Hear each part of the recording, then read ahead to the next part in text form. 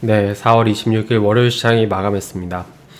오늘 시장을 보면 이제 해운과 조선업종이 크게 시세를 보이면서 코스피 주가 상승을 견인했다고 보여지는데요. 이제 오늘 급등의 배경은 여기 기사에서 보시는 것처럼 운임지수가 폭등했기 때문이죠. 그러니까 실어 날라야 하는 물동은 많은데 이제 배가 없는 거죠. 그러니까 곧바로 또 반응한 게 조선주였습니다. 이 조선주는 일전의 영상을 통해서 이제 LNG나 또 쇠빙선 수요 증가 때문에 이제 좋아질 수밖에 없다고 말씀을 드렸는데, 이렇게 운임지수가 폭등하니까 시장은 자연스럽게 이거 컨테이너를 더 실을 배가 필요해지는 거 아니냐, 그러면 이제 선박의 수주가 더 늘어나는 거 아니냐, 그러니까 이런 기대감이 이제 자동으로 연결이 되면서 조선주 역시 급등이 나왔던 하루였다고 생각합니다.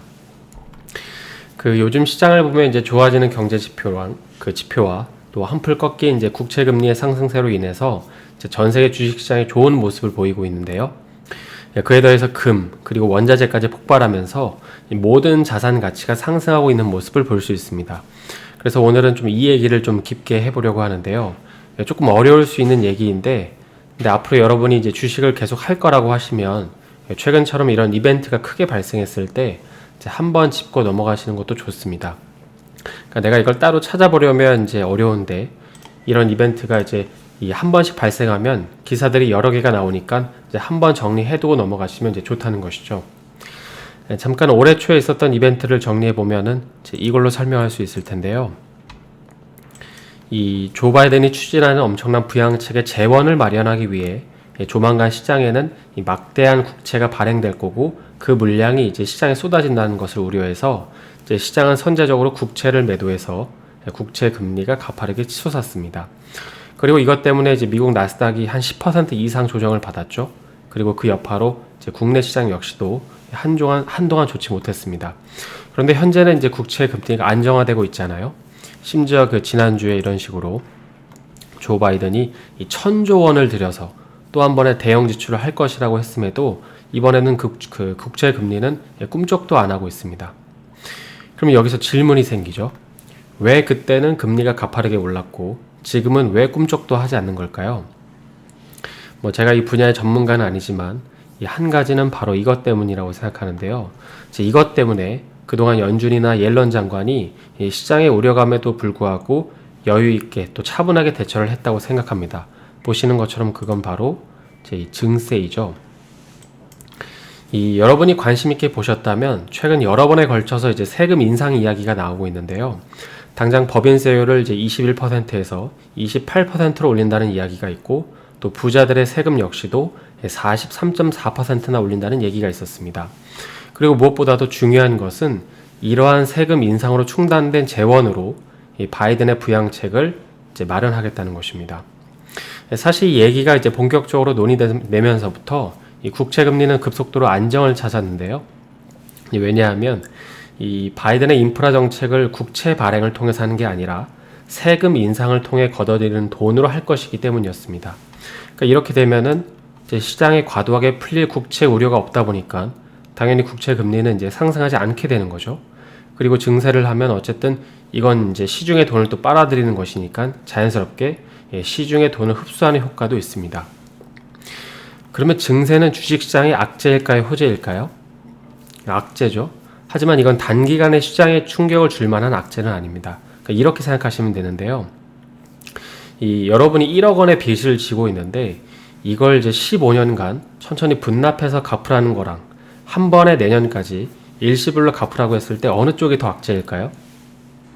반드시 대부분의 경우에는 후자가 악재이죠.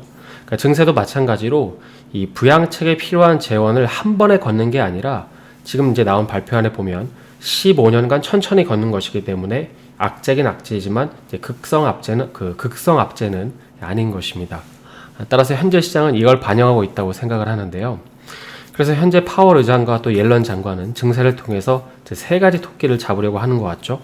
먼저 첫 번째는 이제 미국이 통과시키는 부양책의 주 혜택을 이제 서민들이 누리게 해주면서 즉 캐시를 지급해주면서 이제 소비를 진작시키고 있고, 이렇게 되면 이제 소비가 살아나니까 경기가 회복되겠죠.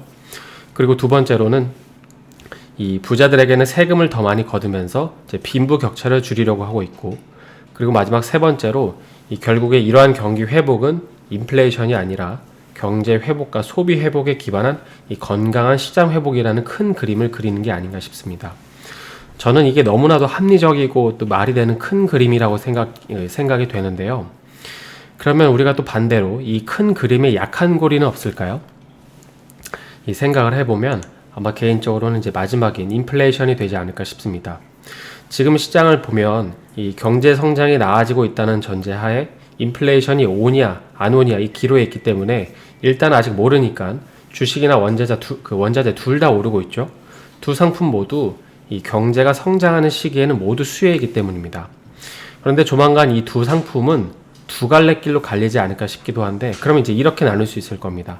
만약에 경제가 계속해서 성장하고 인플레가 낮아지면 주식시장은 더 오르겠죠.